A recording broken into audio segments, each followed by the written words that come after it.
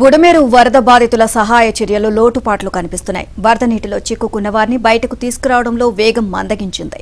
శాఖల మధ్య సమన్వయం లోపించింది. ఎవరు పర్యవేక్షిస్తున్నారో తెలియని పరిస్థితుల్లో మంగళవారం మూడో రోజు కూడా వరద నీటిలో చిక్కుకున్న వారిని రక్షించలేని దయనీయ పరిస్థితులు నెలకొన్నాయి. మొదటి అంతస్తు దాటి పైన ఉన్న వారికి ఇళ్లల్లో అన్ని ఉన్నా నీళ్లు లేవు, పాలు లేవు, కరెంటు లేదు. 3 రోజులుగా ఆహారం నీరు లేక నీరసించడంతో బతుకు కాపాడుకునేందుకు ప్రాణాలకు తెగించి వరద బాధితులే వరద నీళ్లలో బయటకు వచ్చారు.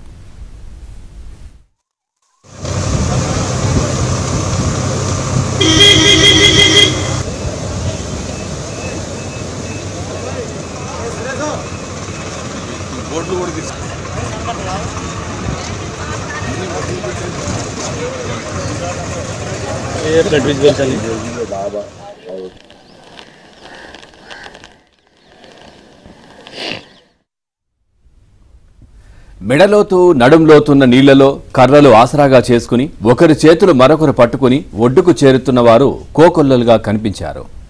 ఎన్డీఆర్, ఎస్డీఆర్ఎఫ్ బోట్లు, మరబోట్లు అన్ని అధికారులు చాలానే చెబుతున్నారు. ఇతర జిల్లాల నుంచి బోట్లు వచ్చినా వాటిని కిందకి దించలేదు. ఉన్న అరకూర బోట్లనే తిప్పుతున్నారు. సన్నిహితులు పంపిన గాలి నింపిన ట్యూబ్ల సహాయంతో బయటపడడం, థర్మాకోల్ షీట్లను పడవలుగా, లైఫ్ జాకెట్లుగా మార్చుకోవడం లాంటి హృదయ విదారక దృశ్యాలు కనిపించాయి. కొంతమంది ఏకంగా 2-3 కిలోమీటర్లు నీళ్లలో నడుస్తూ బయటకొచ్చారు. చలితో వణికిపోయారు. చాలా మంది ఆహారం, నీరు లేక బలహీనంగా కనిపించారు.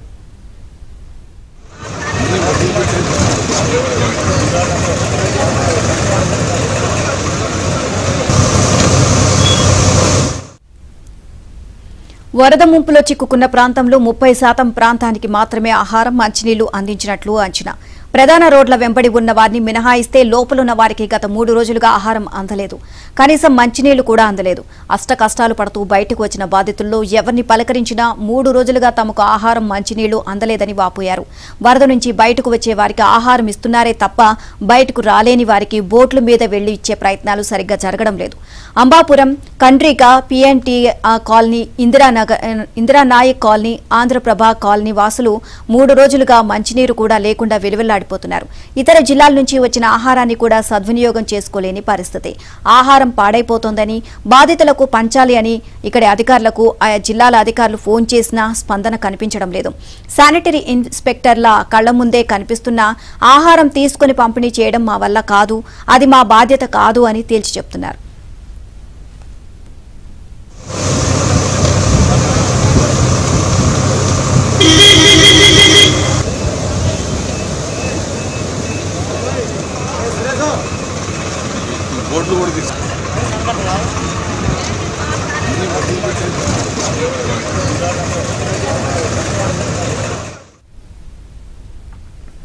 ఇక కీలకమైన సమయంలో ఎన్టీఆర్ జిల్లా యంత్రాంగం పనితీరు మొక్కుబడిగా మారిపోయింది అనే విమర్శలు వినిపిస్తున్నాయి. కలెక్టరేట్కు ఫోన్లు చేసినా స్పందించడం లేదు అని, కంట్రోల్ రూమ్ శుద్ధ దండగా అని బాధితులు మండిపడుతున్నారు.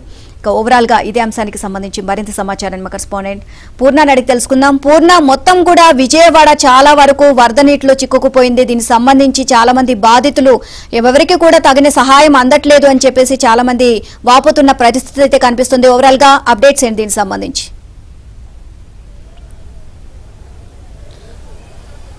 నీలిమ, ఏదైతే వరద ప్రభావిత ప్రాంతాల్లో 4 రోజులు గడుస్తున్నప్పుడు కూడా అక్కడ సహాయ కార్యక్రమాలు అందడంలో మొత్తం కూడా తీవ్ర నిర్లక్ష్యం చూపుతున్నారని అనుకోవచ్చు. అంటే అధికార యంత్రాంగం పూర్తిగా వైఫల్యం చెందిందని చెప్పుకోవచ్చు. ఎందుకంటే మనం చూస్తున్నాం, ప్రస్తుతానికైతే అజిత్ సింగ్ నగర్ ప్రాంతంలో ఉన్నాం. మొత్తం మనం అజిత్ సింగ్ నగర్లో చూడవచ్చు. మొత్తం కూడా ఇది రిమోట్ ఏరియాలోకి అయితే అసలు ఎవరో వచ్చిన దాఖలాలు కూడా కనపడతలేదు. మొత్తం చాలామంది ఇప్పుడిప్పుడే అక్కడ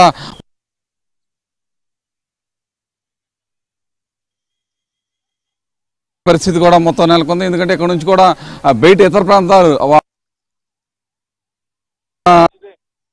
కొంతమంది అయితే మెయిన్ రోడ్స్ దగ్గరికి వచ్చి వాళ్ళు ఇచ్చే ఆహారం కోసం ఇక్కడ వరకు పడిగాపులు కాచి మరి ఆహారాన్ని తీసుకెళ్తున్న పరిస్థితి నెలకొందని చెప్పుకోవచ్చు. చూడొచ్చు, వీళ్ళంతా కూడా 4 రోజుల నుంచి ఇక్కడ వరద నీటిలో చిక్కుపోయి నానా కష్టాలు కూడా అనుభవిస్తున్న పరిస్థితి ఉంది. సార్, ఏంది అసలు లోపల ఎలా ఉంది సిచ్యువేషన్ చూస్తే? చాలా ఘోరంగా ఉందండి. అక్కడ ఎవరు తిండికి కూడా లేకుండా చాలా ఇబ్బంది పడుతున్నారు. చాలా పరిస్థితి చాలా ఘోరంగా ఉందండి. గ్రౌండ్ ఫ్లోర్లో ఉండే వాళ్ళు అయితే చాలా ఇబ్బంది పడుతున్నారు. గ్రౌండ్ ఫ్లోర్స్లో ఉండే వాళ్ళకి మొత్తం అంతా లాసేనండి. మొత్తం సామాన్లు కొట్టుకుపోయినాయి. ఇంటిల్లిపాది రోడ్డు మీదకి వచ్చేసి ఉంటున్నారు. ఎవరైనా కుదిరితే ఎవరైనా ఆశ్రమిస్తే ఫస్ట్ ఫ్లోర్లు సెకండ్ ఫ్లోర్లో తలదాచుకుంటున్నారు. అది లోపల పరిస్థితి. అంటే ఇప్పుడు చాలా మంది ఊళ్ళో వెళ్ళిపోతున్నారు. ఎందుకని? ఎవరైనా ఉన్నవాళ్ళు ఉంటే, ఎవరైనా ఇక్కడ దగ్గర చుట్టాలు బంధువులు ఉన్నవాళ్ళు ఉంటే వాళ్ళ ఇళ్ళకి వెళ్ళి తలదాచుకుంటున్నారండి.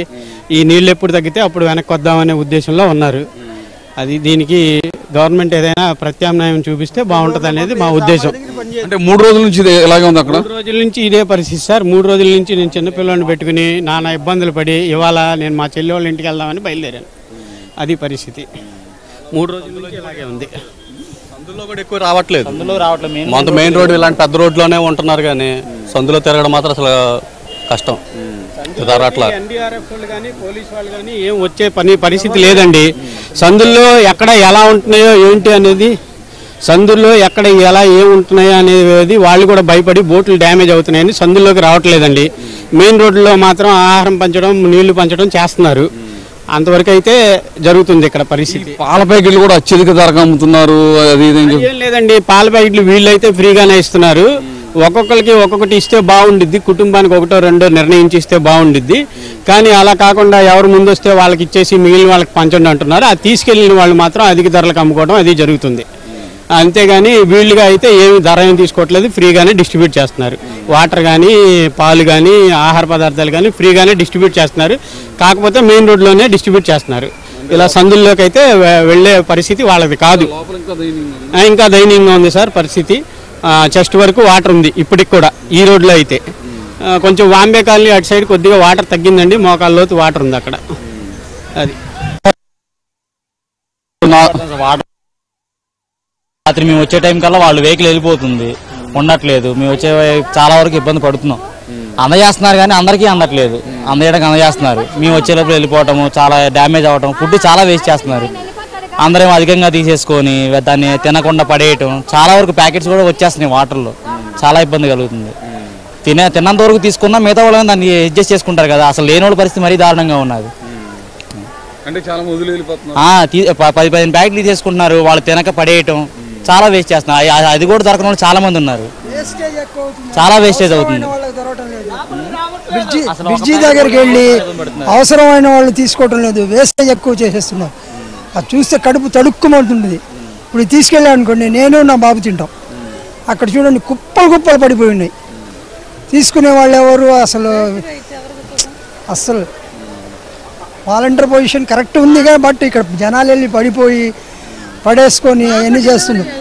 20 రోజులండి మా పాప డెలివరీ అయ్యి 20 రోజులు.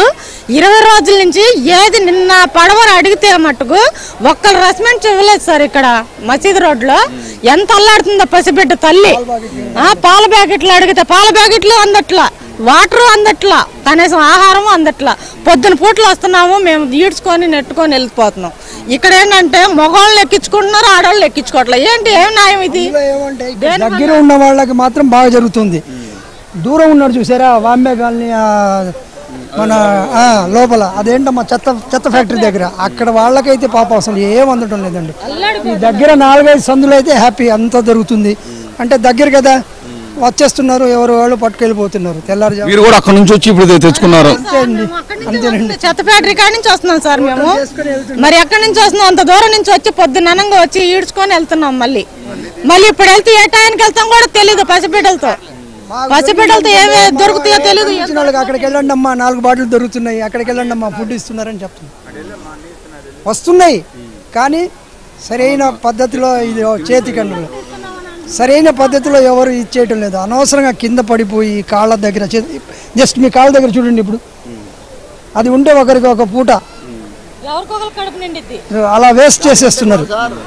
మామూలుగా అందరికీ కొద్దిగా వాటర్ లోపలికి పంపించే పరిస్థితి ఏర్పాటు చేస్తే బాగుంటుంది అనేది ఒక ఊహ సార్. అన్నీ అందుతున్నాయి మనకి, బాగానే ఉన్నది. కానీ కాకపోతే ఏంటంటే వాస్తవంగా కొద్దిగా వాటర్ కూడా లోపలికి వెళ్తే వాటర్ బాటిల్స్ కావరకు పాలు నీళ్ళు అవన్నీ వచ్చినాయి. మాకు తీసుకున్నాం మేము, బాగానే ఉన్నది. ఇంకా కొద్దిగా అంటే వాళ్ళకున్న సమస్యల ప్రకారం మనం యుద్ధం చేస్తున్నాం కాబట్టి. సహాయ సహకారాలు ఎలా ఉన్నాయి? లేవండి, మా కాలనీకి అయితే ఏమి రావట్లేదు. పిల్లలు చిన్న పిల్లలు పాలకు అల్లాడిపోతున్నారు, ఎవరు రావట్లేదు.